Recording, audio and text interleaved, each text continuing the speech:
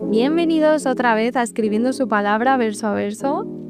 Madre mía, has llegado al final de esta primera semana en la que hemos estado hablando de la creación, pero aún nos queda un último día de esta temática, así que vamos a leer la Biblia juntos, verso a verso y sin prisas. Y lo vamos a hacer leyendo Apocalipsis 4, un único versículo, el versículo 11. Apocalipsis normalmente hay mucha gente que le tiene un poquito de cosita a este libro de la Biblia, ¿verdad? Porque pues es un poco más complejo e incluso puede dar un poco de miedo a algunas personas, pero es un libro en realidad precioso porque nos habla de una promesa que se va a cumplir, que es la segunda venida de Jesús. Así que vamos a leerlo y además nos va a servir para cerrar esta semana en la que hablamos de la creación. El texto dice: Digno eres, Señor y Dios nuestro, de recibir la gloria, la honra y el poder, porque tú creaste todas las cosas y por tu voluntad existen y fueron creadas. Me gusta mucho cómo comienza este texto con esa afirmación tan clara y tan poderosa, podríamos decir, de digno eres, porque no se trata de una emoción, sino que se trata de un reconocimiento que le damos a Dios. Decir que Dios es digno significa reconocer que hay alguien que merece ocupar el centro. Y esta idea es bastante contracultural porque vivimos en una época en la que casi todo gira en torno al yo, a mis decisiones, a mis deseos, a mi bienestar. Pero este texto propone una lógica pues totalmente distinta, que es que el centro no soy yo. Y además continúa diciendo que digno eres de recibir la gloria, la honra y el poder.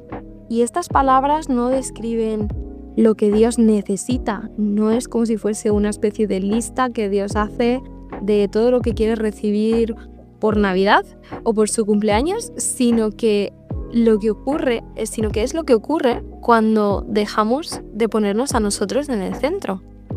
La adoración en la Biblia, además de que engrandece a Dios, sobre todo nos recoloca a nosotros en una posición que nos viene bien.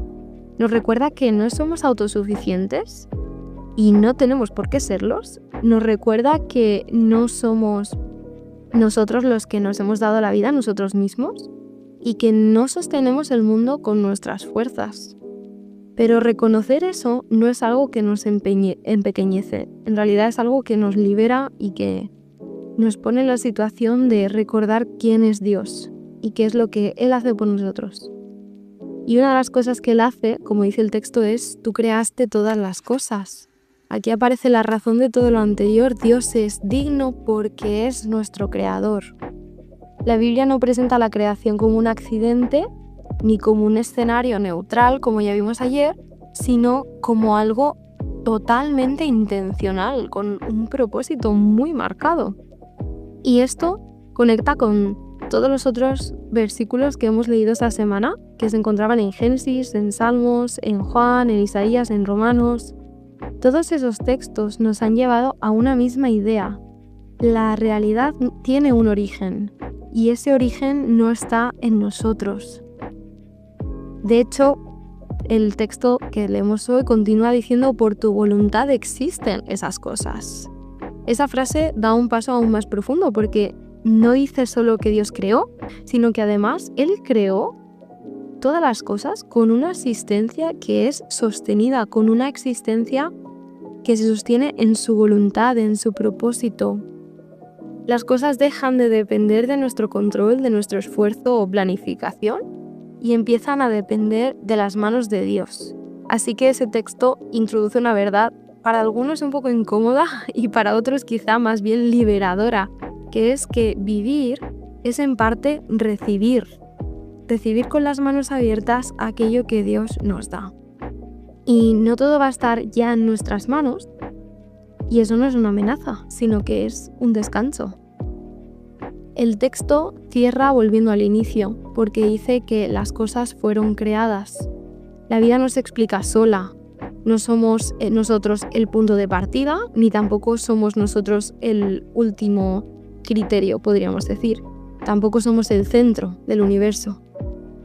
Y eso, nuevamente, no nos hace insignificantes, sino que nos sitúa dentro de algo más grande, algo que nosotros mencionábamos esta semana que quizás no vamos a llegar a entender del todo, pero que Dios sí que entiende y Dios comprende y Dios está al control de ello. Así que bueno, llegamos al final de esta primera semana. Hemos leído textos muy distintos, todos ellos nos han apuntado a una misma dirección, que además la Biblia comienza hablándonos de un Dios que crea, que nos sostiene, que no se cansa y que merece ocupar el centro. Y antes de hablar de normas, de moral, de decisiones, creo que la palabra de Dios siempre nos va a hablar de quién es Él, en primer lugar. Y eso importa porque la manera en que entendemos a Dios condiciona muchísimo la forma en que nosotros entendemos la vida.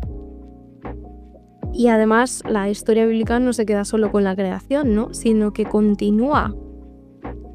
Mañana vamos a comenzar una nueva temática que es el amor de Dios.